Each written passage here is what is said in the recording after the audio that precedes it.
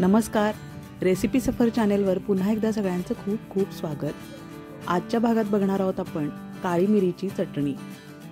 वेळ खूप कमी लागतो ही चटणी बनवायला आणि अगदी मोजक्या साहित्यात बनते।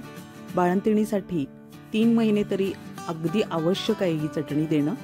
त्यामुळे गर्भाशय स्वच्छ होतं आणि ते पूर्वपदावर सुद्धा येतं।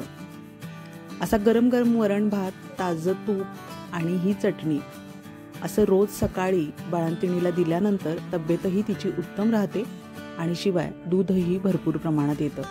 पण बाळंतीणच नाही तर कोलेस्ट्रॉल असणाऱ्या प्रत्येक व्यक्तीनं, शीतपित्ताचा त्रास असणाऱ्या व्यक्तीनं सुद्धा ही चटणी आवर्जून खाल्ली पाहिजे। शीतपित्तामध्ये सुद्धा ही चटणी खूप गुणकारी ठरते। तर बघू शकताय तुम्ही, खूप सुंदर नाश्ता आहे हा, तर सगळ्यांनी आवर्जून केला पाहिजे। काळाच्या ओघात मागे पडत चाललेला हा नाश्ता पुन्हा सुरू करूया। आजच्या व्हिडिओत आपण याचं करेक्ट प्रमाण बघणार आहोत आणि त्याच सोबत आपण वरणाची रेसिपी सुद्धा पुढे दिलेली आहे, ती सुद्धा आवर्जून बघा। खोबरं घेतलेलं आहे 6 चमचे, 1 चमचा खसखस आहे, 3 चमचे मिरे आणि 3 चमचे लसूण आहे। आधी खसखस भाजून घ्यायची आहे, खूप लालसर करायची नाही, फक्त गरम करायची आहे। खसखशीमुळे कंबरदुखी कमी होते आणि हाडांची दुखणी सुद्धा आटोक्यात येतात। त्यामुळे खसखस सुद्धा रोजच्या खाण्यात नक्की ठेवली पाहिजे। अशी मंद गॅसवर व्यवस्थित भाजून घेणार आहोत आपण खसखस।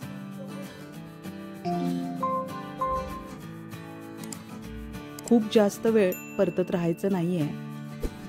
रंग बदलू न देता फक्त फुलेपर्यंत आपल्याला खसखस भाजून घ्यायची आहे। झालेली आहे, आता काढून घेऊया। आता त्याच पॅन मध्ये आपल्याला खोबरं सुद्धा भाजून घ्यायचंय। सुक्या खोबऱ्याची जर वाटी असेल तर ती अख्खी वाटी आपण गॅसवर भाजून घेतली तरी चालेल, ती सुद्धा खूप चविष्ट लागते। आता हा कीस असल्यामुळे आपण मंद गॅसवर व्यवस्थित एकसारखा भाजून घ्यायचा आहे। आता त्यामध्येच आपण लसूण सुद्धा टाकून घेऊया। फक्त गरम करायचं, हे खूप करपू देऊ नका।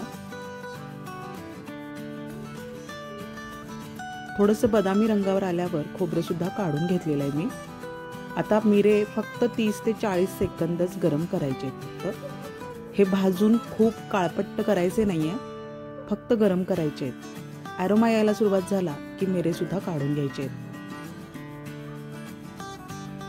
झालेले आहेत मिरे। आता हे सगळं मी मिक्सरच्या भांड्यात घेतले। खोबरं, लसूण आणि मिरे बारीक करून घेतले। आता हे एका बाउलमध्ये आपण काढूया आणि त्यात बाकीचे मसाले मिक्स करायचे आहेत। अजून यामध्ये भाजलेली खसखस टाकून घ्यायची आहे। काळं मीठ टाकायचे, थोडंसं चवीप्रमाणे टाकायचे। त्यानंतर हे नेहमीचं साधं मीठ सुद्धा टाकूया। अर्धा चमचा हिंग सुद्धा टाकायचंय, खूप सुंदर चव येते। आता हे सगळं मिक्स करायचंय। आता हे पुन्हा एकदा मिक्सरला लावून घेतलं तरी चालेल, पण जपून लावायचंय, खोबऱ्याला तेल सुटू शकतं, म्हणून हे सगळं चमच्यानं मिक्स करतेय मी। ही चटणी आरामात वर्षभर सुद्धा टिकू शकते, पण शक्यतो ती खायच्या वेळीच अगदी ताजी ताजीच बनवा। खूप सुंदर झालेली आहे चटणी, खूप अतिशय उत्तम चव आहे या चटणीची। आता वरणाची रेसिपी सुद्धा आपण जाता जाता बघूया। तिन्ही डाळी शिजवून घेतलेल्या आहेत मी, तुरीची, मुगाची आणि मसुरीची। त्यामध्येच टोमॅटो सुद्धा उकडून घेतलेला आहे। 4 शिट्ट्यांवर शिजवलेली ही डाळ आहे। थोड्याशा तेलावर आधी मोहरी फोडणीला टाकायची आहे। मोहरी तडतडल्यानंतर जिरे सुद्धा टाकायचे।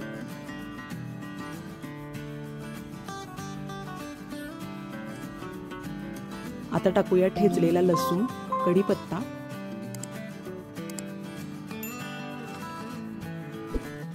हिंग टाकलाय अर्धा चमचा। त्यानंतर हळद सुद्धा टाकायची अर्धा चमचा आणि आता शिजवलेली डाळ टाकायची।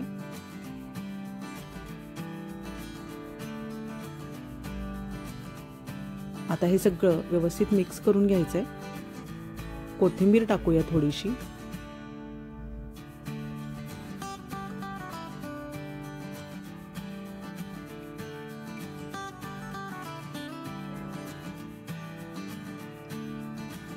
चवीप्रमाणे मीठ टाकायचंय आणि आपल्याला हव्या त्या प्रमाणात पाणी सुद्धा टाकून घ्यायचंय. डाळ शिजवलेल्या भांड्यात थोडंसं पाणी टाकले मी आणि ते टाकायचे यामध्ये मिक्स करून घ्यायचे आणि शक्यतो गरमच पाणी टाकायचे. बघू शकताय तुम्ही खूप सुंदर वरण तयार झाले.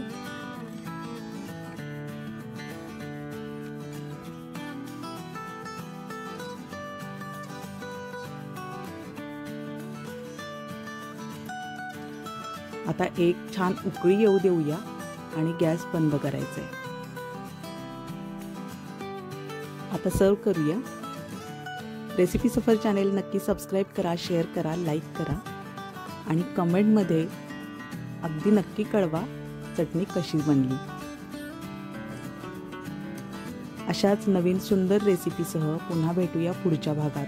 तोपर्यंत निरोप घेऊया. धन्यवाद.